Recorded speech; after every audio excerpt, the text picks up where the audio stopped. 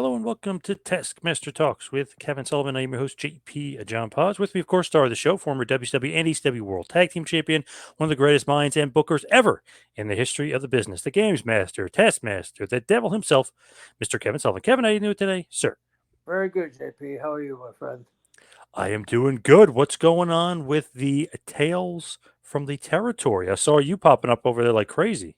Yeah, I did two of them, and I'm going to do another one. I think it's November 8th. I did the Florida one, and I did the Hawaii one. Now I'm doing one on the Grams.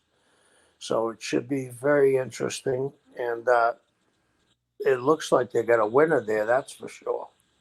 And I know I was surprised how much The Rock is pushing. It's his production company along with Vice. Yeah, he was saying it was his love letter to professional wrestling that he was really, really passionate about this project. Yeah, I mean, he was in the throes of it. I mean, I thought about this. He probably, was in Memphis. He was in Portland, probably. He was in Honolulu, probably San Francisco, Mid Atlantic, uh, WWE, maybe. Uh, so maybe Florida. He's been around a lot of places. So I mean, he grew up with the territories, and he actually saw them end. Yeah, very true. The Yeah, thing is interesting too is obviously it's on Vice, and the guys from Dark Side of the Ring are involved. Those guys had a bit of a problem, which is funny. They were almost too woke or whatever they were trying to do, and they got themselves in a bit of trouble with the Flair stuff. I mean, a lot of guys in the business didn't want to deal with them anymore. I mean, they I don't know, they fell into an area there where they got, now they're out of it, but and stuff, but they got into a little bit of trouble. They even got into a little bit of trouble with you at one yeah, point because they were giving out some false information about you on the show. right. And they also got into editing guys' answers, but I think they're out of that. I think maybe the guys that were doing it didn't have anything to do with it. It was somebody being an editor and wanting to get rise in the company, because they're very nice guys. I've talked to them, very nice guys, and I'm glad. Hey, everybody deserves a second chance, and if they didn't have, or if they had a little to do with it, it wasn't their fault. It's how everything's edited. You know what I mean? You could say, how is Ric Flair?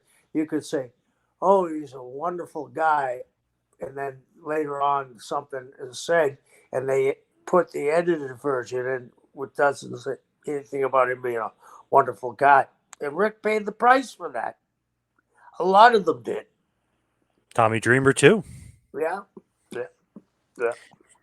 And did they apologize to you? I mean, did they basically tell you, Yeah, they sorry basically for said. Yeah, they basically said, "Hey, a lot of stuff was." That's why I think it was maybe the editors. They said a lot of stuff was taken out of context. So they were great. I know Evan just a little bit, interviewed him a couple times. Really nice guy, Evan Husney from the show. Yeah. So maybe he was steering the wrong direction, but there were some parts where it seemed like personal attacks on some people rather than documentaries about guys. Yeah, I think so too. And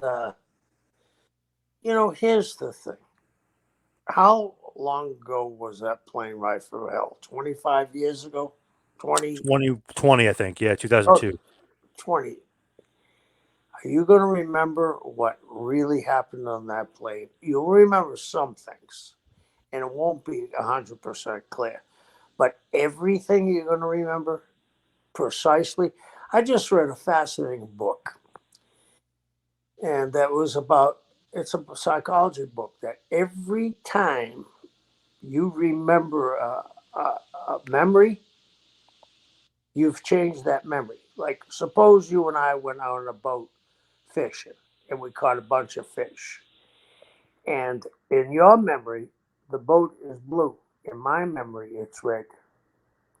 And the next time we think about it, maybe the color of the boat would change. Maybe the day would change. It's like unless you go through all your memories like a book, your memories are going to change. It's pretty fascinating. And it's probably true. You know what I mean? Uh, Andrew Anderson and I been traveling the roads together a lot, and Andrew will say something to me. Oh, you remember that? And I'll go, yeah, yeah, I do. And it will be half-ass right. You know what I mean? Because I don't know if I'm losing a little or you got so much shit filled in your head. If it isn't that important to you, you're not going to remember everything. But shit, 20 years from ago, I don't think they remembered exactly right. Not saying shit didn't happen, but I don't think they remembered everything right. So true, because a buddy of mine, we love AC/DC, the band, and when they came around years ago, we saw them like 5 or 6 times, and our memories, we were combining the shows. We're like, oh, remember when it was raining? We're like, wait, no, that was New Jersey. It's like, but we also saw them in Philadelphia. It's funny, we were like meshing the memories together. So even, I mean, we're not that old. We haven't Right, traveled as many roads as some guys, but it's just like that. That's so true. That who knows some of these memories, and is it true? Is it not true? Is it two memories in one? They're confusing the stories. Who knows? right, right. And I think we do that too. When you start to hear a story, like back in the territory days, we'll say, you start to hear a story. Like I'll be talking to Luke Williams and say, "Remember that time we went to Miami?" Well, I thought it was Fort Pierce. You know what I mean? And this guy was involved in the story. I don't remember him being involved in the story. I remember another story he was involved in. So I think you're right. I think you're right. Also, with the plane ride from hell, I looked it up, and there's a certain person that was sued that was on the plane. They mention him briefly in the show, but it's funny. It's like his name wasn't Ric Flair, but Flair was like the villain that they tried to make in the episode. But this guy literally got sued and got in trouble, and like they didn't focus on that. All you had to do was look that up. If you were researching that, I literally I googled it and looked it up, and I looked. I'm like, oh shit! I was like, they barely mentioned that guy on that episode, or they made him look good, and they only mentioned him for like a few minutes, and they made Flair look like the villain when that guy was literally sued. I was like, wow, weird. So Yeah, that's why I was kind of iffy on that episode for sure. I mean, that was a bad one. yeah, and not burying the girl that uh, made the comment about Flair, but didn't she get arrested recently for grand theft? Yeah, some sort of So I mean, that doesn't some sort of mean felony. Yeah, what she said is a lie, but it makes you question her character. Why did she come out later, 20 years later? She looking for a payday. of course. Yep. Yeah. That's another thing too. Sometimes you can't give credence to, not saying her in general, but some people you can't give more credence to than others. Like why not? Like Flair had no defense on the show, but yet she gets all this defense. Like you got to play both sides. You got to make it even. Okay. Concussion protocol in football, right? Hmm. Has anybody sued the NFL for concussions? Yeah, isn't there some $1 billion lawsuit going on that they can't settle? I'm not sure, but are you trying to tell me you're playing football and you don't know you can get concussed?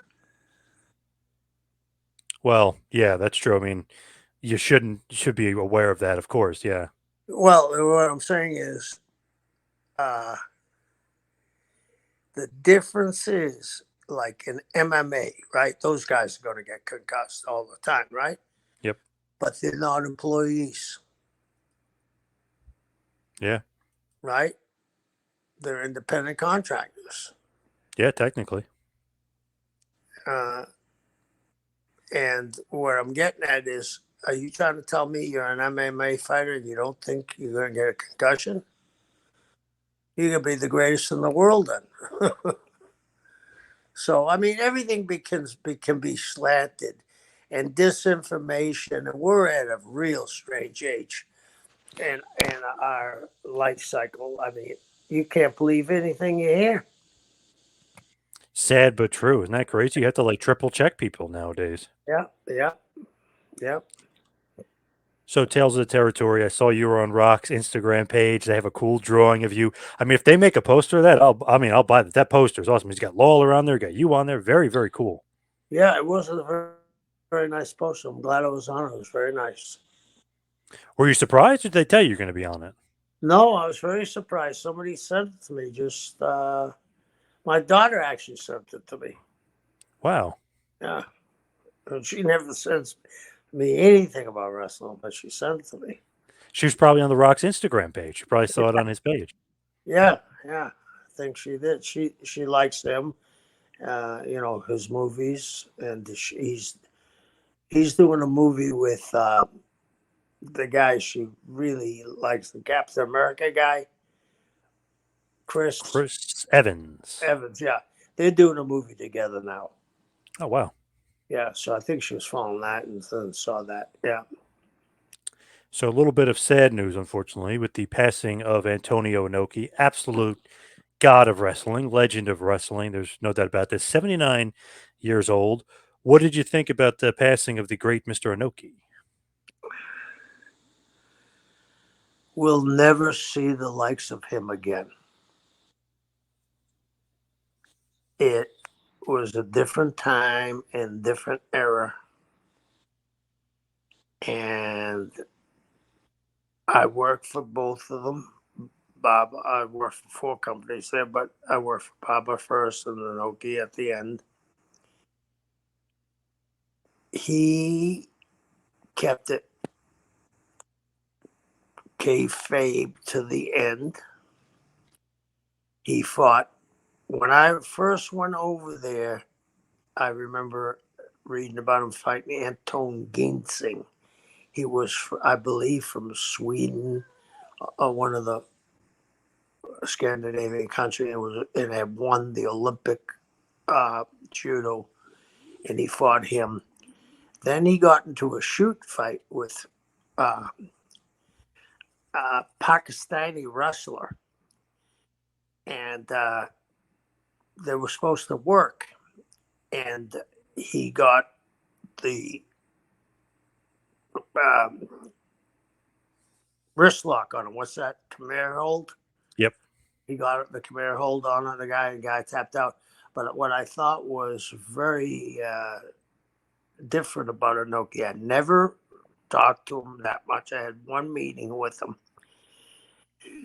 And he did a lot of good things for the world, too. He brought wrestling to Korea. And that was to get Japanese people out of there that were prisoners. Did you know that, John? No, I didn't know the whole back. That's why they did that show, huh? Yeah, that's why he did the show. And the other thing is, I told you he had a shoot fight with the Pakistan wrestler. Well, he had later on. I think it was in '75. He had a match with another Pakistani wrestler, and the guy beat him. Now I don't know if it was a shoot or work, but the guy beat him. 22 years later, the guy died, and Inoki took his son and made him his own son. Wow. Yeah. And, Inoki converted to Muslim because of Ali. I was there in New York when the Ali Inoki fight was going to go on. I was in the dressing room when Ali was in the dressing room, and I heard a story that I'm not sure. I've heard it two sides. I've heard that they were going to work, and Ali was going to fall out of the ring and get counted out because he had gloves on. But when Inoki came to the States, John, I don't think he was 180 pounds. His arms looked like they were 12 inches. He must have been, Inoki had some sicknesses during his career. He was very thin. And when Ali saw this chin, he said, "Oh, I can knock him out." You know what I mean? And that's why Inoki laid on the floor and kicked for the 15 rounds. It's a horrible thing. Ali threw 6 punches in 15 rounds, But here's the crazy thing about that. You know how I'm boxing aficionado. That fight hurt Ali more than people knew because Inoki caused blood clots in his legs. And after that, Ali's footwork was never the same. I I mean, agree. yeah, yeah, Because people always think, oh, is it a work or was it a shoot? No, it was a shoot because he really injured his legs. 'Cause remember, 2 months later, he was fighting Ken Norton. He was having I mean, not that you wouldn't have a problem with Ken Norton anyway, but right. he was having a real problem in that fight. Yeah. He had a problem backing up, especially. You remember? Yep. Yeah, yeah, and you know, so Inoki is the last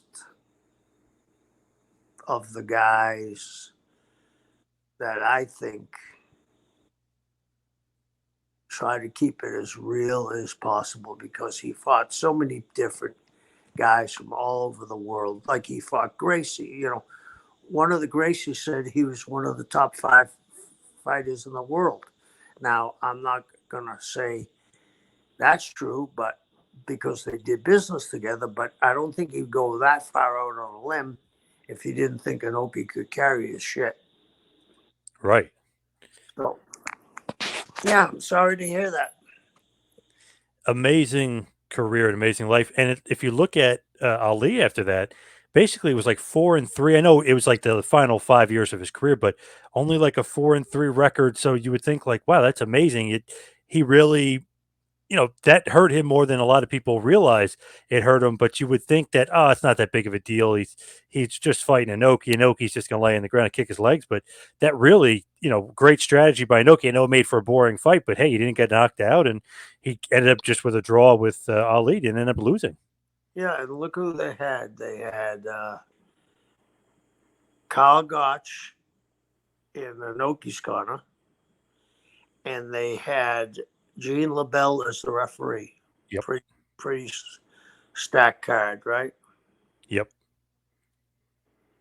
I think the final strike count they were saying was like 107-6 or whatever, like in Yeah, favor of Inoki because he yeah, kicked his legs over 100 times. Yeah, so yeah. guess technically you could almost give him the win for all those strikes, but obviously it was declared a draw. But well, I mean, it drew well, and that just shows you the power of Inoki. I know it was in Tokyo, but it shows you the power of Inoki. Yeah, and it was closed circuited. You remember that to different arenas, Yep. and the Sheik was big on putting money up for that fight. Because he had in a bunch of theaters in Vince Senior, and I believe the LaBelles. I was on that card in Shea Stadium. What was the main event? Chuck Wepner and Andre? No, Bruno and Hanson in the cage. Oh, right, right. Okay. But the Chuck Webner Andre thing, I believe, was a shoot. Really? Wow.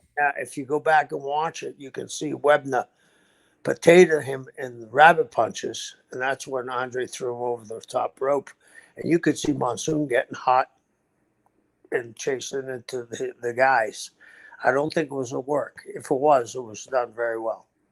Wow. A buddy of mine knows Chuck Wepner's wife. Says not in great health right now. So hopefully he's Webner? okay. Yeah. Yeah, yeah. I think he was a hard liver, don't you? Oh yeah. Yeah.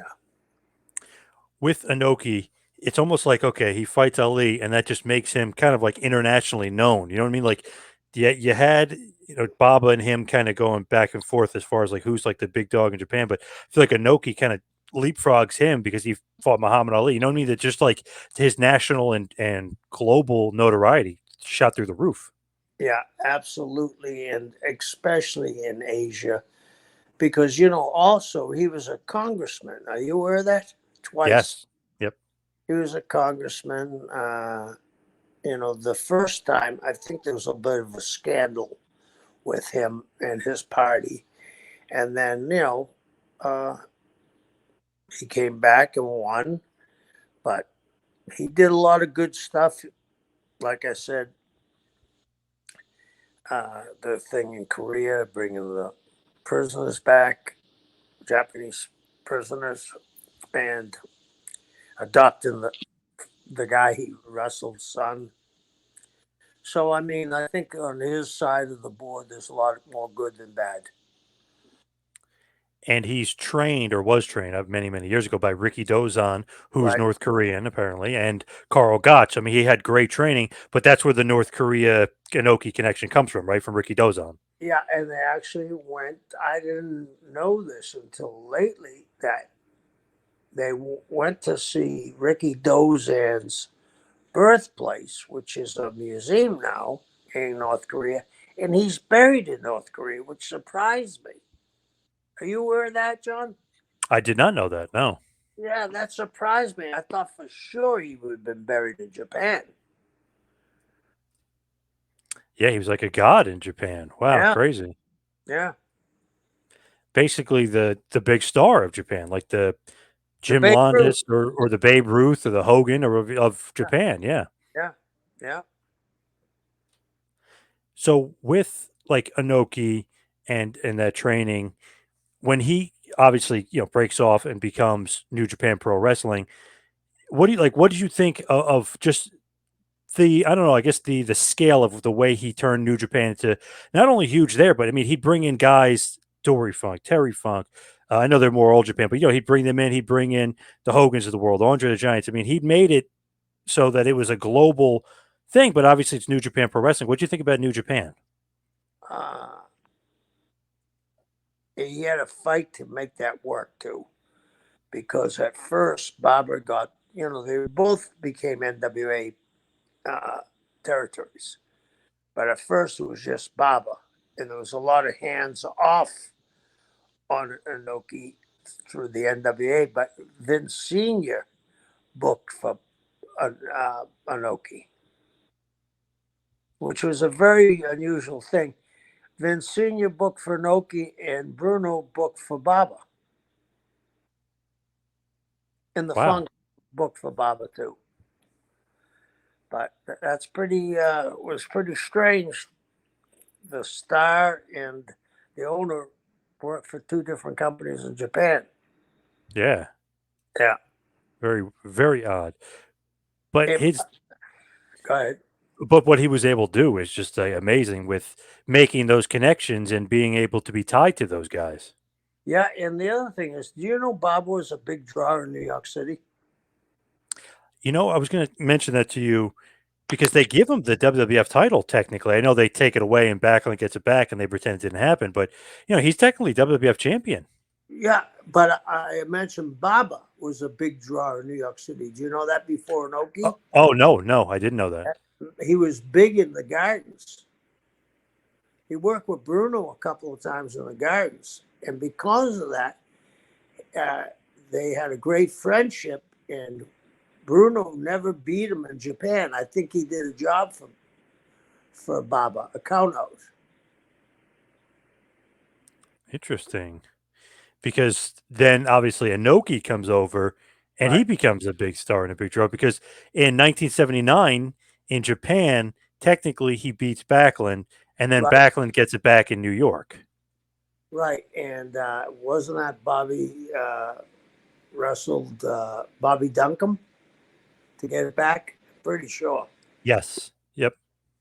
Yeah. So in a Texas death match. So if you look at it, it's almost like Inoki really is kind of the uncrowned. He never lost. He never lost the WWF title. Well, it's sort of like the Edward Carpentier and Luthez. You know that, right? The switch for, I think it was 81 days or 91 days. Then And it gets erased, right? They don't recognize it. yeah, the half them recognized it, and the athletic ones that had an athletic commission recognized it. All of them recognized it. Montreal, Toronto, Boston, L.A., and then they just did away with it, which I thought was very strange. Funny how we like if you're not a historian or if you're not a fan, you don't really look into it. You're like, Inoki was never WWF champion. Oh wait, what's this picture of him wearing the WWF Right. title? Like people don't realize. I mean, that's a really cool part of history. Well, Baba won the NWA belt, I think, 3 times, right? Yes. Twice with Briscoe, once with Harley. Holly. Yeah. Do you think he paid Harley and Briscoe a little bit Oh, extra cheddar to do that? oh, yes, yes. I think there was $25,000 on top of their salaries. I would do that in a heartbeat. Hey, Yeah, how many times do you want me to lose? All right. yeah.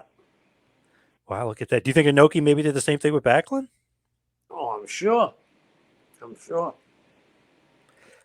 It's one of those things where does Backlund's reign really as long as we think it is? Because that would end that reign at a certain point Right, and take him out of the record books, but they don't recognize. Unfortunately, they don't recognize it. right, right. I saw Ric Flair lose his title in Singapore to Steve Rickard,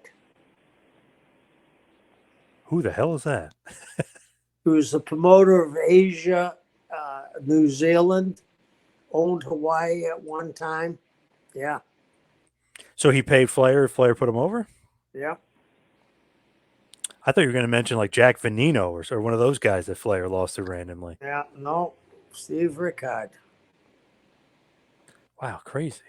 But getting back to Inoki, it's interesting that he's got such a tie with Brazil as well, because obviously when the war happened, he was a young kid. Him and his family ended up moving to Brazil, and that tie in there. I wonder if that kind of gave him just more of like a fighting background. I know obviously there's a deep tradition with the Japanese fighting background, but he almost had the little bit of the Brazilian fighting background as well. I know he was a track star and a track athlete, but the fighting background definitely helped as well.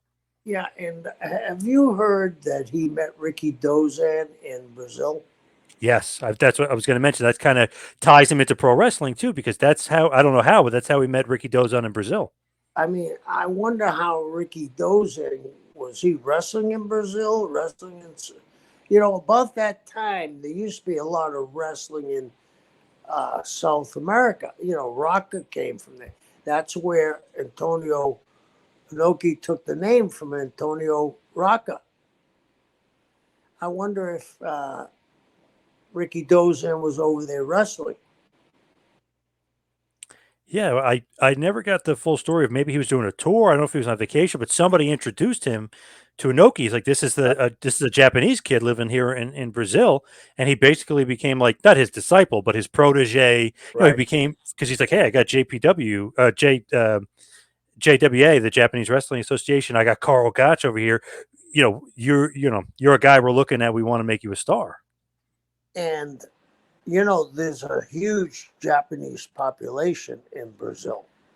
They came before World War II and after World War II and during World War II. With him, it's so fascinating because like you have Baba, you have Inoki, but he had such like a different. I know people say Inokiism, and they start saying that stuff. Like he had such a unique way of looking at pro wrestling, much more like a sport. I know Baba to an extent too, but he's got the baseball background, so it's a little bit more like athletics. But Inoki was like much more like a sport, but much more MMA based, much more realism, much more submissions. Like he had a different view and a different look of pro wrestling. Yeah. Did you ever see the YouTube of him and the giant Inoki, Anton? The great Antonio, Oh, yes. yeah, a great Antonio. That's his name. Boy, did he beat him to death, huh? I wonder who that manager was outside the ring. I don't know. He was like freaking out though. Yeah, yeah. What do you think happened there? Because people say, "Oh, he stiffed him. Oh, he no sold him." What was the reason Inoki just snapped and just beat the shit out of him? He no sold him, and he completely no sold him, and then he laid some on back at Inoki's neck. That's a real insult. You know what I mean? Your neck. You can take a chest shot or a gut shot or a shoulder shot, but the back of your neck with a guy that big, he's fooling around with you. When you look at the size difference of them, you're like, "There's no way Inoki can kick this guy's ass." He beats the living hell out of him, knocks him out, bloodies him up, Yeah. kicks him square in the nose. I mean, what awesome! It was great because it's like this guy needs to get his comeuppance, and he got it immediately. Oh, he sure did. He sure did. I loved what he was right before he got the shit beat out of him. He's no selling Inoki. Then he starts smacking his stomach with his fists. You remember that, John? Yeah. Yeah.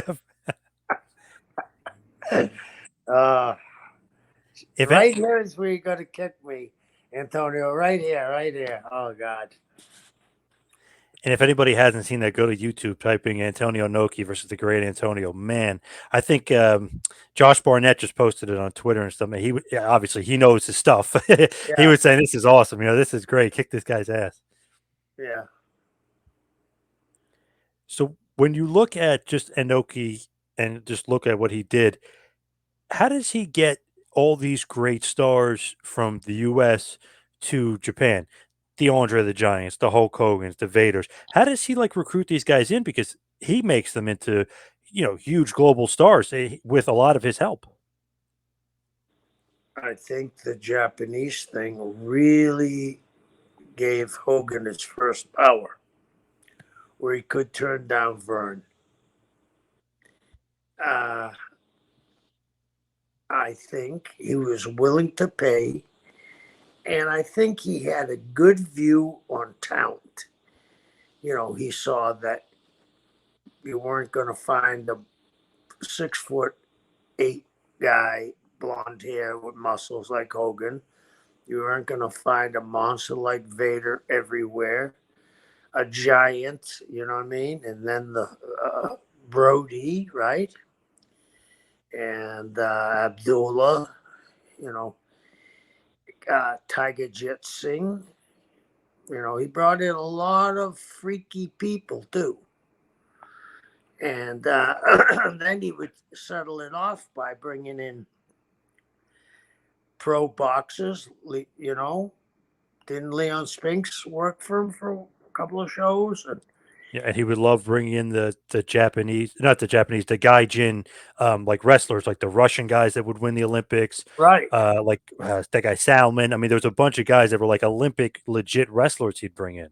And Olympic judo guys, Olympic karate guys. Yep. Who was the famous black karate guy that he fought? Oh, he was on all the magazines back in the late 70s, early 80s. And he put Inoki over. I mean, he fought a bunch of different guys and from all different. He actually, if you look at it, he actually started mixed martial arts. Definitely. I mean, I'm sure there was, you could go back to Gene LaBelle and the other guy, and it was at Denver, Salt Lake City in the early 50s. But Inoki brought in big names to fight him in every discipline known. I think he definitely helped start the modern version of MMA because you get, boxer versus wrestler. You had all this different stuff. I mean, that's essentially what MMA is. And pro wrestling is basically the godfather of MMA, whether MMA fans want to admit it or not, it is. So, I mean, he had a lot to do with it. He loved that stuff, the legit shoots. He loved that fighting style. Yes, he did. Yes, he did. And he didn't fear one of the greatest boxers, if not the greatest boxer of all time. He didn't fear getting him in the ring. So the Japanese love that spirit because, oh, he could get knocked out, but he doesn't fear it. Yep. Yeah. No fair. When you look at him too, I feel like the business sense was great because it's like maybe he didn't want to lose to Hogan. Maybe Hogan by accident knocked him out in that match, but that gets Hogan over when he wins the IWGP tournament when they had the first ones. Like, wow, Hogan beat Inoki. Vader a few years later, he kills Inoki. And you know what I mean? 3 minutes, right? Yep. It was 3 minutes. It killed him. So he knew how to do business and he was smart enough to realize Hogan's a star, Vader's a star. Once I put them over, this is going to create a huge money making feud for me. Yep. Yep. And, I think, we go back about Dusty not wanting to put guys over. Dusty would do the same thing. I don't know if Dusty got that from Inoki or vice versa, but it was smart on Inoki's part. And he was very smart because look at the position he was in. He was looked upon as the man in Japan. And then to do a job for the big blonde guy, and then the monster in 3 minutes. I wonder if how much he thought about it before he did it. I'm thinking he realized it was the right thing for business, and it was because he made a lot of money off those guys. Oh yeah, big time. Yeah. How does WCW make their relationship with him? Because obviously in the '90s, you guys were tied together for a few years. Uh, Saito and I were friends, and they called and asked if Eric and I would come to a meeting in Hawaii. And Eric structured the deal, and they came to Saito came to me and said, "Hey, we want this deal to work." And I said, "Listen, whatever you want me to do with the Japanese talent, I'm gonna do. I'm never gonna embarrass you. If there's anything," and I never heard from them after the first show. They let me just do it, the right thing. But they were paying us $1 million a year, John. And they were flying their guys on their dime and paying them on their money. The reverse, when our guys went there, they got paid by the Japanese plus WCW. And that flight was on the Japanese. So we had the sweetheart of a deal there. And I certainly wasn't going to screw that up. There was a lot of times that I took very good care of Scott Norton because he was one of their guys over there. And I wasn't going to screw that deal up to save my life. It's like a win-win-win for you guys. They're paying most of the way. Absolutely. It was a great win for us. Who set up that deal? Like as far as like the money, how that went? Eric did. We both flew over there, met with them in a hotel, and we were there for a couple of hours. And I had the little talk with Saito off, and Eric structured the whole money deal. That was his baby. Did a great job. See, that's great because you guys are getting $1 million. They'll get some guys, but they're going to pay for them. Like Sting will go over there. Savage goes over there. Flair, Luger. I mean, they're getting some good names and some big guys. Mike Rotunda goes over there. He's in the NWA. I mean, they get some good talent that goes over to them, but they're going to end up paying for them. And they also had the NWO over there, right? The Japanese NWO, and their merchandise went through the roof. So it was easy for them to write off that $1 million. Definitely. I think it was well worth it for them. They have a good Yeah. relationship with then, the number one wrestling company for a few years, obviously, was the number one wrestling company in the world, WCW. Right. They did very well. But globally, you can almost say New Japan might have had, and All Japan too at one point, but New Japan, I mean, they had 60,000 people at the Tokyo Dome. I mean, they were making money hand over foot too. Yeah, I remember the last time I wrestled at the Tokyo Dome, I think they drew 50,000 people on a Friday, and Saturday, All Japan, or maybe it was the month before, a couple of months before, where they both ran on the same weekend, and they did. Inoki did 50, and Baba did about $65,000. Wow. Crazy, huh? Crazy numbers. Those Japanese fans, they love the wrestling. They used to love the wrestling. Yeah. Not so much anymore. I mean, they still draw decently, but man, those were the days when New Japan and Baba with All Japan were going head to head. They were drawing huge houses. Right. It was almost like some of the guys like Norton and a few of the other, even the Steiner Bros at one point, Road Warriors at one point, like they'd rather work in Japan. They were probably getting paid more money. Right. They're getting paid a huge amount of money in Japan. And, once you go over there and kind of fall into the system, it's a pretty nice way to travel. For sure. And if you even look at like when Pride Fighting Championships open, Inoki is always welcome with open arms at those shows. God sakes, one show he came down in a parachute from the ceiling at the Tokyo, I think it was Tokyo, then one of the shows, and like the crowd's going nuts because it's Antonio Inoki. So I mean, he reached like god level status there, and it's just like this is this pro wrestling owner, but he's here at MMA, and we're love him. I mean, remember there was another incident, not incident, but all the fans line up and he slaps them in the face, and they all Yeah. said it was a sign of respect. So I mean, he's Yeah. treated like a god over there. Right, right. I remember seeing that clip where he slapped them all in the face. Yeah, crazy. It's like I don't. They felt like they were getting some sort of power from a guy who's a god, like a legit god. If he hits you, you get some sort of either fighting spirit, some sort of power Well, comes from that. his religion was the Shaito religion. Are you aware of that? No. Mm-mm. Look that up because there's been a little bit. There's, I think, I'm going to be wrong with this number, but I'm going to say there's 1 million people in their book that has been reincarnated, right? Well, there's over 1,000 people that were war criminals, and they've been that religion has been ostracized so much. The Shaito religion comes from where the emperor was actually God. He was God. And I've Huh. often thought about this. Okay, you believe in that religion, you're in World War II, you got nothing to worry about, right? You haven't lost a war in a long, long, long time. You beat the Russians, you conquered China. You got nothing to worry about because God is your emperor.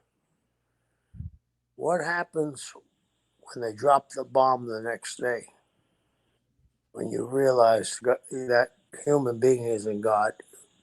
I mean, don't you think that's a really, really uh, strange thing? To look it up and look up him, because I'm thinking now, did he give that up to become a Muslim? I'm not sure. Yeah. Interesting. Because obviously, he did, like you said, with Ali, he did become Yeah. Muslim for sure. With him, and just going back to North Korea, so he's the one that comes to you guys to put the whole Collision in Korea show together. Obviously, it's two shows back to back, and we have an episode dedicated to it. But is that what happens? He comes to you guys? I'm sure that he had somebody come to meet Eric, and Eric put that show together, and he had a list of guys that he wanted to go. And the first, I'm sure Eric flew to Japan and met with them after there was a meeting somewhere with maybe Saito and Hattori. And then Eric went to Japan and they smoothed the deal out, and then they went to Korea. Pretty amazing that they could go to Korea back in the day. Man, but nuts to think of that. 165,000 night one, 190,000 people night two. I don't know if they were forced to be there or not. They supposedly, maybe some of them were, but still, I mean, what a crowd. Yeah, yeah. I wonder if they applauded it all. Yeah, when you listen back, only a few matches like Inoki they were into, but all the other matches not really. He was Yeah, kind of the only one they were really into. I think he's the only one they knew. Yep. I mean, even Flair, he's a god, Yeah, but they don't have TV and stuff over there. They don't know who he is. yeah, yeah. But they knew Inoki because of Ricky Dozon. Right. But man, what a career! I know New Japan kind of ends for him, and I think somewhere around 2005. But he still had other things. I mean, he still do some MMA stuff. He did IGF. He had his hands in some other stuff, but mostly, like you said, some government stuff. And he was a congressman, and obviously, he might have had some inner workings with the yakuza, which is highly documented. Well, But he had some shady stuff going on. But he had some political well, uh, savvy. you got to realize this too. I mean, history's a funny thing, right? It's written by the winners. The Yakuza really came into power after World War II. I mean, Japan was decimated, right? Yeah. You couldn't get supplies unless you were on rations. You couldn't get extra supplies unless you went to the Yakuza and they had shit falling off the truck, right? They were they were actually like Robin Hood in some respects. They would go to the family if that had house burnt down, give them food, shelter, build a house back for them. Holidays, or if there was a disaster, they were there to help. It helped their uh, protection too, because are you going to squeal on a guy that you're hardly getting any food? Are you going to squeal on a bunch of guys that come by and give you money? I don't think so. So as time went on, it lost, I believe. Maybe I'm wrong. Maybe it's still as strong, but I don't think any of them are still as strong as they once were, meaning the Yakuza and the American Mafia. They've become more legit, I think. But I mean, they ran wrestling and boxing and sports for decades. It always seemed like Inoki, had his dealings with them or maybe working with them. So, I mean, there obviously is some shadiness to that as well. But I don't know. To me, he maybe he thought he was above that kind of stuff, but obviously he had to deal with all He was, that stuff because that's very very prevalent. yeah, he wasn't above it. I'll give you. This is Baba, who wasn't as, I don't believe, as entrenched. They were both entrenched, but I think Inoki was a little bit more entrenched. We would go to towns when 1972, 3, when I first started going to Japan. Wow, that's a long time ago. Yeah. Uh, where we would go to towns, John, and everybody say to the bus driver, "How's the town? Sold out, sold out." How many people? 4,000. We go to a town, John, and there'd be 300 people there. Yet all the tickets were sold. The Yakuza would go around and sell them to businesses. You know what I mean? Yep. So, I mean, they all were connected. You know what I mean? Government was connected. I mean, it was a whole different, mindset. Do you know what I'm saying? Whole different mindset that, I mean, I I always thought how Japan's wrestling exploded, right? Why didn't it explode in Germany? I don't know. I don't know either. Maybe because they didn't have an Yakuza. Could be. Yeah, I don't know. Yeah, that's a interesting. Yeah. Yeah, because I think the Yakuza was laundering money, don't you? Oh, no doubt about that. Yeah, So, definitely. I think the Americans had no idea what the Yakuza was. You know what I mean? And a few of them did, I'm sure. But in Germany, I'm sure they watched them a lot closer. You know what I mean? Yep, Just a thought. definitely. Yeah. Hey, and to Antonio Inoki too. Just want to mention this was a member or is a member of the WWE Hall of Fame. So they recognized him pretty greatly. I think it was 2010. So that's a pretty cool honor because obviously he wrestled very sparingly for the WWF, and it was 30 years before that. But it's pretty cool that he gets in the WWE Hall of Fame.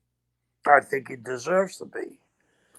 He was, he's a founding father, one of the 3 founding fathers of pro wrestling in Japan.